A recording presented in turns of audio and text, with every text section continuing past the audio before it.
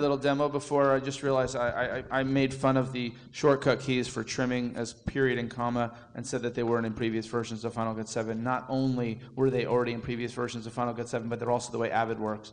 So I just wanted to correct that on the record. I want you to know that I use the period. I know, and that's what Steve said too, and I felt stupid. So I just want to make sure you all know I'm stupid. Somebody feels the need strongly to urgently interrupt.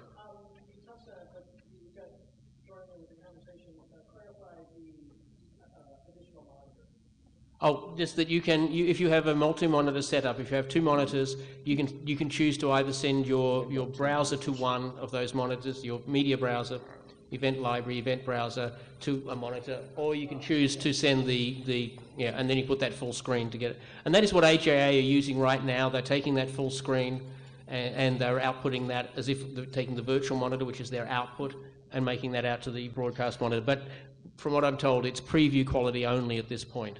When you have events displayed to the second display, you see both the event library, which is everything on all your drives, and the event browser. When you have the viewer on the second display, you have scopes and you have the viewer on the second display. Is there a way to select an edit point to trim without using the mouse? Yes, it works a little differently than previous versions. There are three keys. Used to be the U key would select, you toggle between, actually I think Shift V would select the edit, and then U would toggle between left, right, and roll. And now you can do it with the bracket keys and the / key, or the backslash key, rather, the three keys next to each other, next to the P. If you have to be parked on the edit is the only problem. If you're parked on an edit, you can select the left side of the edit, the right side of the edit, or a roll. And not only that, but if your clips are split, you can, well, not that one, let's find one where they're nice and lined up to make it easy. You can do the same thing if you press Shift, I think it's Shift, I have to be parked on it again. Shift left bracket will get the audio left side, Shift right bracket will get the audio right side, and Shift roll. And in fact, that's the only way to get an audio roll, which is a pretty important thing. You want to do a split edit, you want to roll your audio. The only way to do that, if you use that trim tool, it, for whatever reason, will not ever let you select that as a roll. It just does not work.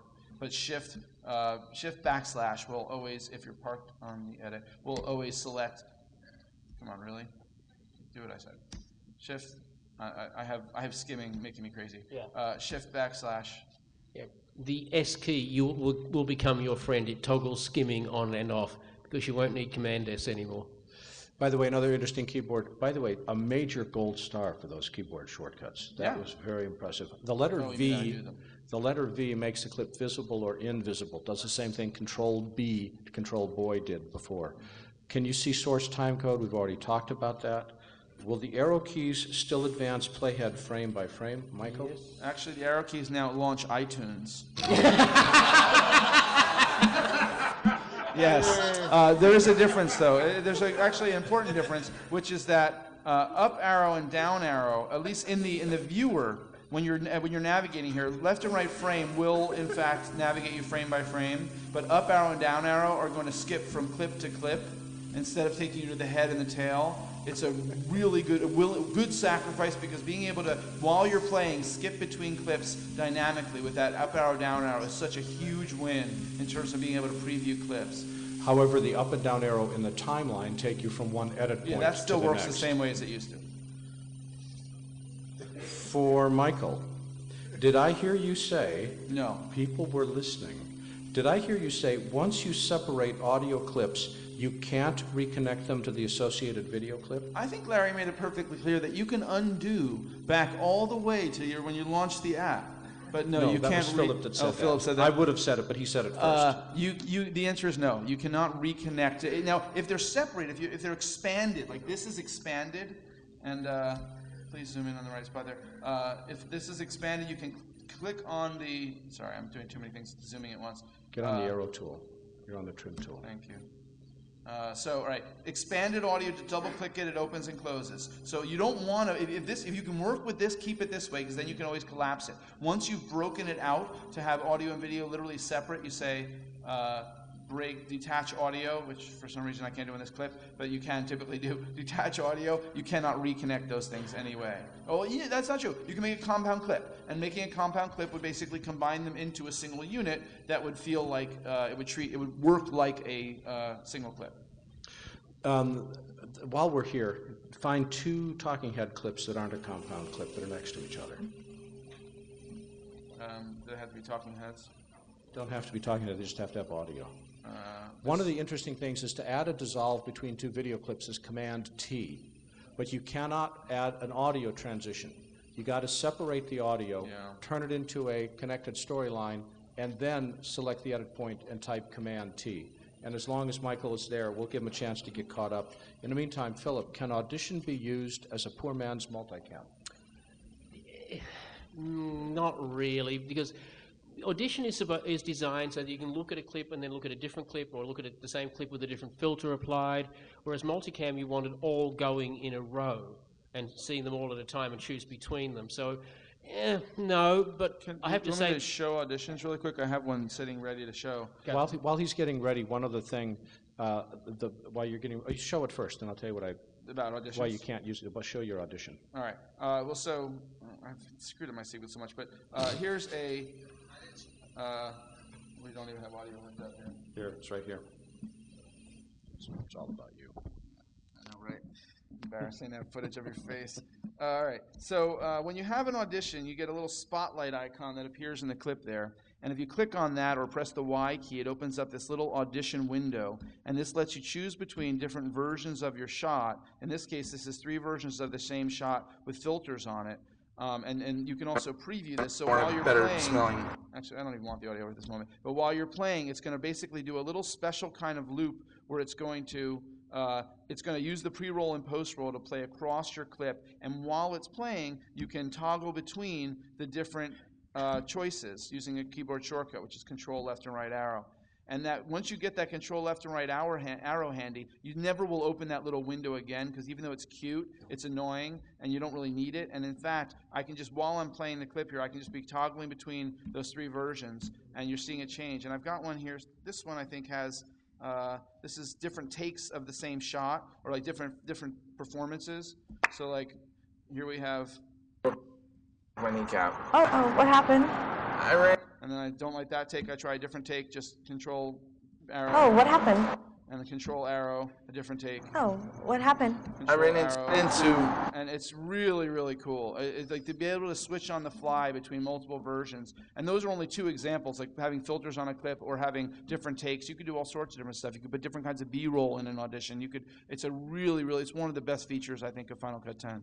And if we weren't heading for multi-clip, multi-cam, there would be no reason for Apple to have put in synchronize clips that will synchronize 2 video clips if you've got multiple video, or 2 or more video clips, if you've got them together, something that we couldn't do in Final Cut 7. So I believe there's definitely a foundation for multicam in there. The only problem we have with auditions right now is that you cannot cut. You can't have 2 clips next to each other in Audition. So when we're doing a multicam and we're cutting from one shot to the other, we can't have a cut in an audition. It's always one shot. You think of it as one shot per layer. I think the reason why we have to wait for multicam is because multicam used to be done largely by professionals who know to roll all the cameras all the way, whereas now we see that there are a lot of people who are doing bitsy rolls. They've got like 3 or 4 cameras, but they're all starting and stopping randomly. So my suspicion is that we now have to work out a way of doing multicam that works for idiots. Oh, sorry, non-professionals.